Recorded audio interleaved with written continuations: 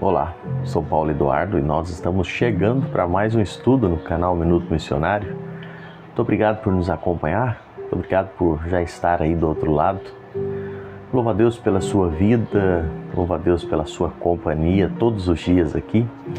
É bom ter você do outro lado, é bom saber que você nos acompanha já há tanto tempo, não é?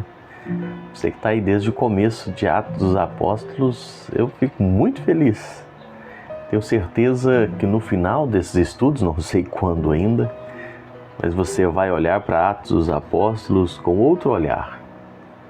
Que Deus possa te abençoar e eu quero convidar você agora a me acompanhar em mais um estudo. Vamos juntos. Nós vamos hoje olhar ainda o versículo 28. Vamos deter só no 28 hoje. Se necessário, a gente vai para o 29, mas quero pensar inicialmente no 28. Começamos ontem. O verso 28 nos diz, Atos 20, 28, atendei por vós e por todo o rebanho, sobre o qual o Espírito Santo vos constituiu bispos, para pastoreardes a igreja de Deus. Falamos já, Paulo dizendo, olha, você precisa pastorear toda a igreja. Não só os membros fáceis, não só as ovelhas dóceis, mas as indóceis também. Não só aqueles que são fáceis de ser pastoreados, mas aqueles também que dão dor de cabeça, pastorear eles também. Paulo diz que pastor não é o dono da igreja, a igreja é de Deus. E seguindo os nossos pensamentos, hoje eu quero dizer e lembrar você, o pastor ele não pode pastorear a igreja arbitrariamente. Ele não pode ser um líder de uma igreja de forma arbitrária. Ele precisa entender, ter plena consciência de que foi o Espírito Santo que o constituiu bispo para pastorear a igreja. Nós lemos aí. A gente ouve falar, não sei se você já viu, eu já ouvi falar, de lugares onde existem manobras políticas, humanas, para colocar um pastor à frente de uma igreja ou para que o pastor se mantenha na igreja. Essas chamadas igrejas, não é? Fazem essas coisas, a gente fica chocado com isso. Esses dias estava vendo um vídeo na internet de uma situação que aconteceu assim. Alguém armando e preparando um papel, um documento, uma ata, enfim, para colocar ou manter alguém à frente da igreja. A liderança de uma igreja local não se constitui dessa forma. Qualquer manobra humana, como eu disse, política, para se manter à frente de uma igreja, é uma conspiração contra o plano e o propósito de Deus. O pastorado, a liderança, não deve ser imposta. O pastor, o líder, ele não pode agir com truculência. Ele não é um ditador, mas ele precisa entender que a própria palavra traz na sua essência, ele é um pai. É assim que ele precisa agir. Ele não é um explorador do rebanho. Ele não está ali para explorar, mas ele está ali para servir o rebanho e não servir do rebanho. É isso mesmo. Ele não está ali para ficar se servindo do rebanho, tirando proveito e aproveitando, não. Ele está ali para servir. A gente vê hoje, infelizmente, a gente trata isso aqui, irmãos, e eu faço isso aqui com muito respeito, com muito zelo, porque nós precisamos tratar esse assunto, porque está sendo tratado aqui. E eu falo isso com muito zelo, com muito respeito, e eu espero que você que me acompanha entenda o que eu estou tentando passar. Mas nós vemos hoje muitas pessoas que vivem na liderança das igrejas, explorando o rebanho. São verdadeiros constrangedores, estão constrangendo as ovelhas com um rigor, sabe? explorando elas.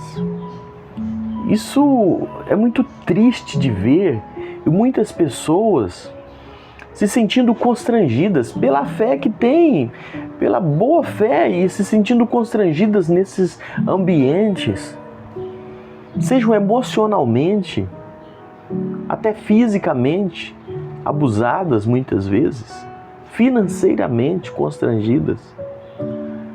Sabe, quando eu vejo falar de certas coisas, e hoje a internet traz pra gente essas coisas, eu fico com o coração doído, às vezes choro vendo essas coisas.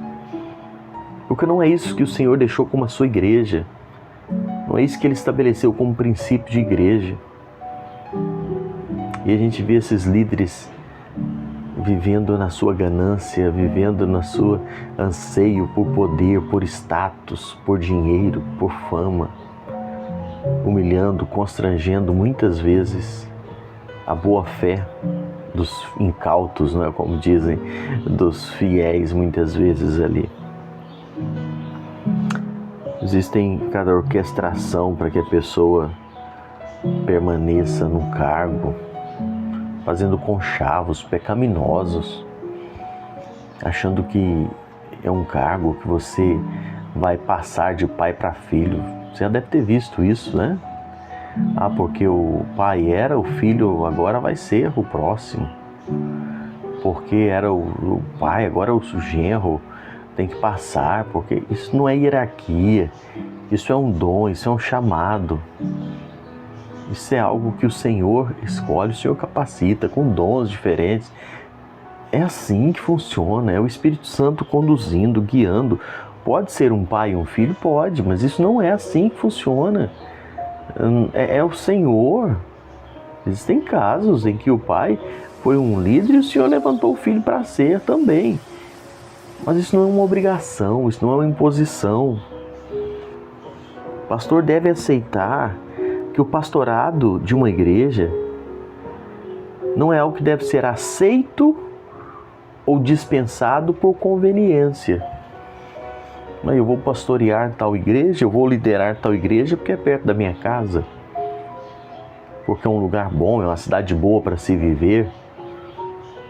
Existem homens e mulheres de Deus que às vezes se negam a servir ao Senhor em alguns locais porque não é uma cidade boa, porque não tem estrutura, e os meus filhos vão estudar aonde?